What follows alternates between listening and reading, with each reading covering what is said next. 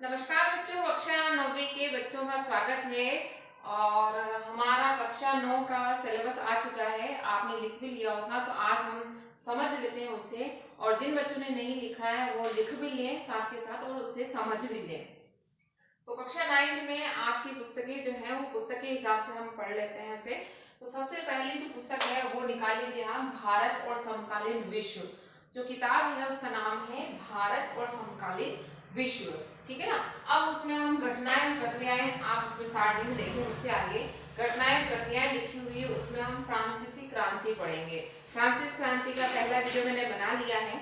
उसमें 18वीं सदी की फ्रांसीसी क्रांति पढ़ ली। उसमें हमने 18वीं सदी के उत्तरार्ध में फ्रांसीसी समाज, ये चीज भी हमने उसमें पढ़ ली है, तो वो हम पढ़ेंगे। और क्रांति की शुरुआत, तो ये कुछ छोटा सा टॉपिक बाकी रह गया है, वो हम इसमें पढ़ेंगे। तो ये फ्रांसीसी क्रांति का केवल छोटा सा आपके पॉइंट है, जो चीजें आपको इसमें पढ़नी है, ठीक है ना। तो आप इसमें निशान लगा लीजिएगा। और ये जो पाठ है वो है आपके 5 नंबर का, ठीक है ना। दूसरा है यूरोप में समाजवाद और रूसी क्रांति। इसमें हम पढ़ेंगे रूसी क्रांति 2.1 में, रूसी क्रांति 2.3 यानी 2.2 इसमें है ही नहीं, काट दिया गया है। पेट्रोग्राद में फरवरी क्रांति, और 2.4 में अक्टूबर के बाद क्या बदला, यानी ये आपके टॉपिक हैं। 2.5 में रूसी क्रांति और सोवियत संघ का वैश्विक प्रभाव, ठीक है। 7 नंबर का है आपके ये लेसन। और सबसे अच्छी बात ये है कि इसमें आपके पृष्ठ संख्या दे रखी है जो हटाए गए हैं, तो ये अलग से आप कॉलम बनाकर लिख सकते हैं कि कौन से पृष्ठ हटाए गए हैं। तो पहले जो पाठ में जैसे फ्रांसीसी क्रांति में जो पृष्ठ हटाए गए हैं वो है आपके 14 से 24 जो पृष्ठ हैं वो हटा दिए गए हैं, ठीक है ना। तो इसके अतिरिक्त जो आपके 1 से 13 तक है वही हम इसमें पढ़ेंगे। तो बहुत छोटा सा, और इसका तो हमने पढ़ भी लिया है, आप नोट्स बना लिए होंगे, पढ़ लिए होंगे, नहीं पढ़े हैं तो आप दोबारा उसको पढ़ सकते हैं। और क्रांति की शुरुआत जो लास्ट पॉइंट है वो हम अगले वीडियो में ले लेंगे ये पॉइंट। तो इस तरह से आपका एक पार्ट तो कंप्लीट हो जाता है। दूसरा, यूरोप में समाजवाद रूसी क्रांति, इसमें भी पृष्ठ संख्या 25 से 29 हमको नहीं पढ़नी है, इसके अतिरिक्त ये चीजें हमें पढ़नी है, ठीक है ना। और जब हम पढ़ेंगे उससे दोबारा इस चीज को साथ में लेते भी जाएंगे कि हम वही चीजें पढ़ेंगे जो आपके सिलेबस में दे रखी है, ठीक है। और तीसरा है नाथसीवाद और हिटलर का उदय। इसमें वाइमार गणराज्य का जन्म, हिटलर का उदय, ये पढ़ेंगे हम। इसमें 61 से 63, 66 से 70 पृष्ठ संख्या, 71 से 74 और 97 से 116 जो पेज नंबर है ये हमें नहीं पढ़ने, या आप लगा सकते हैं, सूची अपनी अलग से बना सकते हैं, कॉपी में बना सकते हैं।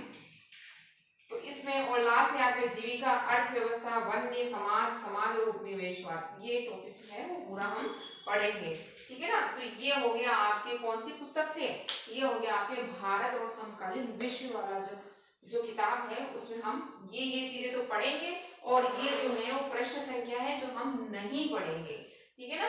तो ये आपके क्लियर हो गया होगा, नहीं हुआ हो तो आप इसे दोबारा जैसे जैसे हम पढ़ते जाएंगे वैसे वैसे मैं आपको बताती जाऊंगी। कॉपी में भी लिखना है और किताब में भी आपको पेंसिल में अंडरलाइन करती हूँ, क्योंकि भविष्य में जब आगे कक्षाओं में बच्चे पढ़ेंगे तो उसमें पेन से अगर आप लगाएंगे तो काफी दिक्कतें आएंगी, इसलिए पेंसिल से आप निशान लगा लें। और ये हो गया आपके एक पुस्तक। अगली पुस्तक का है जो किताब है उसका नाम है आपके समकालीन भारत। समकालीन भारत में आप भूगोल का टॉपिक पढ़ेंगे इसमें, और ऑलरेडी हमने इस पर अपना एक वीडियो बना लिया है, आपने उतार भी लिया होगा।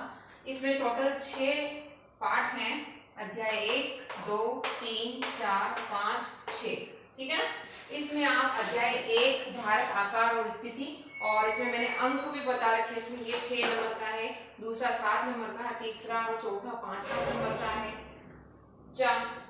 तीसरा और चौथा 5 नंबर का है, 5 और 4 नंबर का, और लास्ट जो है छठा जो है वो 7 नंबर का है, ठीक है ना। इस तरह से ये 6 लेसन हैं जिनको आप उतार लीजिएगा कॉपी में। भारत आकार और स्थिति सब कुछ पढ़ना है, पृष्ठ संख्या 4 और 5 नहीं पढ़नी है। उसी तरह दूसरा जो है वो पूरा पढ़ेंगे हम, तीसरा पूरा पढ़ेंगे हम, चौथा पूरा पढ़ेंगे, और 5वें में 43 से 53 जो पृष्ठ संख्या है वो नहीं पढ़ेंगे, और छठे में भी हम 59 से 61 जो पृष्ठ संख्या वो नहीं पढ़ेंगे, ठीक है ना। तो ये पृष्ठ संख्या आप उतार लीजिएगा, इससे हमें नॉलेज हो जाएगा कि हमें क्या नहीं पढ़ना है। और दूसरी बात, जब भी हम पढ़ेंगे वैसे भी वही चीज पढ़ेंगे जो आपके कोर्स में है, ठीक है ना। आप वही बात कॉपी में उतार लीजिएगा और किताबों पे निशान लगा लीजिएगा। ठीक है, कुछ बच्चों को किताबें नहीं मिली है तो आप चिंता ना करें, ये उतार लीजिएगा, वैसे आपके नोट्स में बनवा दो। चलिए अब तीसरी पुस्तक की बात कर लेते हैं। पुस्तक का नाम है लोकतांत्रिक राजनीति। जो राजनीति विज्ञान के जितने भी टॉपिक हैं वो इसमें लिए गए हैं। आपके अध्याय 1 में आप टॉपिक पे दे रखे हैं आपके सारणी में, आपको केवल उस पर निशान लगाना है। और दूसरा अपनी कॉपी में जरूर लिखें आप आगे, ताकि हम जब भी याद करें तो वो चीज ही याद करें। ठीक है ना। तो लोकतंत्र क्या है, लोकतंत्र क्यों, जैसे कि आप स्क्रीनशॉट भी ले सकते हैं, उसको बाद में लिख लीजिए। ठीक है, लोकतंत्र क्या है, लोकतंत्र क्यों, इसमें लोकतंत्र क्या है, लोकतंत्र की विशेषताएं और लोकतंत्र ही क्यों, 7 नंबर का ये लेसन है आपका। दूसरा है संविधान निर्माण। इसमें हम पढ़ेंगे संविधान की जरूरत क्यों होती है, भारतीय संविधान का निर्माण, जो आप 8th क्लास में भी पढ़ चुके होंगे। भारतीय संविधान के जो बुनियादी मूल्य हैं उनके बारे में हम पढ़ेंगे। तीसरा है चुनावी राजनीति। तो ये सब 7-7 नंबर के हैं। और लास्ट जो चौथा है वो आपके 6 नंबर का है। ठीक है ना। चुनावी राजनीति, इसमें भारत में चुनाव क्यों होते हैं, ये चीज हम इसमें पढ़ेंगे। और लास्ट है संस्थाओं का कामकाज। संस्थाएं कौन सी, संसद के बारे में पढ़ेंगे, नाम सुना होगा, बहुत अच्छे लेसन है ये। राजनीतिक कार्यपालिका और लास्ट में है न्यायपालिका।